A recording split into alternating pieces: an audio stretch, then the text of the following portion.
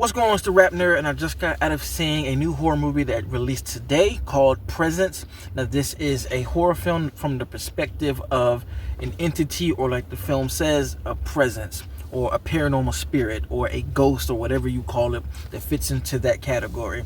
So, this film was something else, but I'm going to start it by saying a few things. If you saw the trailer and you're expecting The Conjuring or Insidious in reverse, this movie's not that. And the only reason I'm telling you this is because the marketing sells it as what I just described, but it isn't that. And I want people to reframe their thinking going into this movie to experience it in the best way possible. Because I went into it expecting that, but I'm kind of somebody that doesn't get thrown off when my expectations don't get met by what's on screen. So I was cool with it, but I know there are people who aren't like that, especially with the marketing calling this movie the scariest movie of the year, because I don't agree with that either.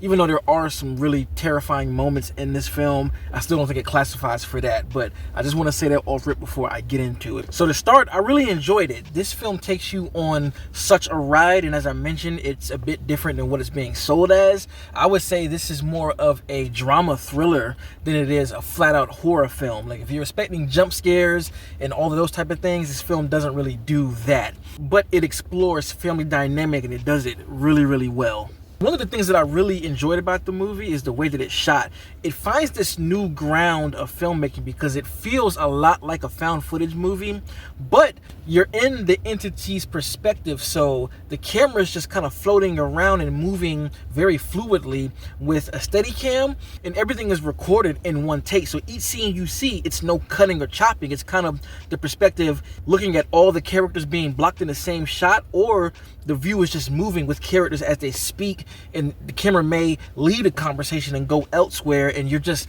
literally here with the presence to see everything, and it's like a fly on the wall seeing this family that is falling apart.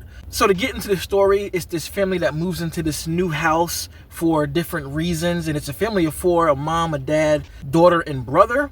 And for lack of better terms, the dynamic between the four is not good. For one, the mom and the son have a really close relationship, and she kind of just ignores the daughter and doesn't really know how to express herself to her. Whereas the dad here kind of fills that void for the daughter, but also is a really great dad to his son, and he kind of plays the overarching glue to the family, keeping everybody together. And then the daughter is really depressed because she just lost a friend to overdosing, and she's taking it really hard because she was there with her, if I remember correctly. So it's hard for her to get over that trauma, and it just makes for a very, very bruised family dynamic. So like I mentioned, the presence is like a fly on the wall here, viewing everything. So you see all of the messiness that goes into this family, and I really love how they portrayed it. And I have to give kudos to all of the actors here. Their performances were great. The only actor that I am very familiar with is Lucy Liu. She plays the mom, but everyone just crushed it because each sequence is one long take, so they have to sell the character dynamics on screen without being able to lean on the fact that we're not going to be able to cut from scene to scene. They have to work together, know when to leave the frame, come back in the frame, how to turn to the camera, knowing to show their emotion because there are no cuts.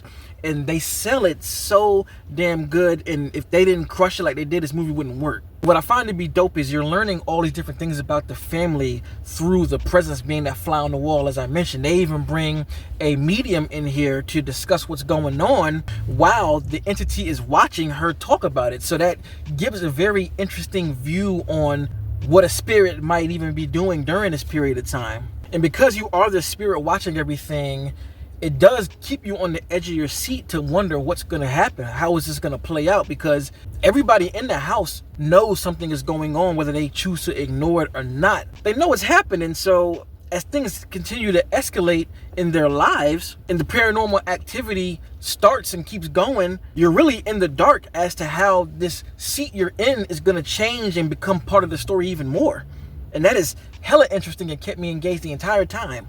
And the best thing about the film, honestly, is the last 10 minutes. The way things play out there completely changed the entire movie in itself. And I immediately want to watch it again just to see it with the perspective that's given in those last 10 minutes. Like, jaw was on the floor for a number of things. For one, there is something that is so horrific that happens that made my stomach turn because I could not believe what I was seeing.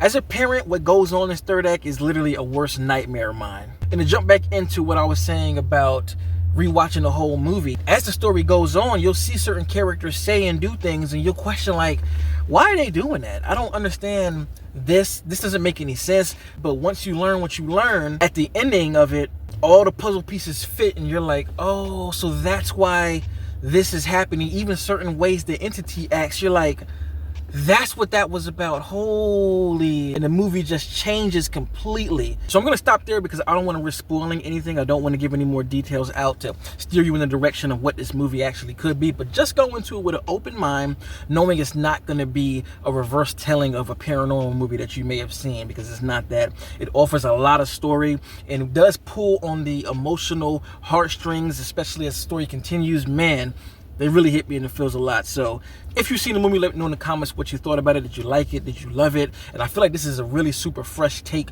on this genre. And 2025 seems like it's going to be yet another year that kicks ass.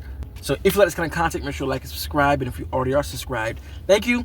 And until next time, peace. RapNerd Productions, no capping, that's word to mommy. Instead of banking on it, now rapping is just a hobby.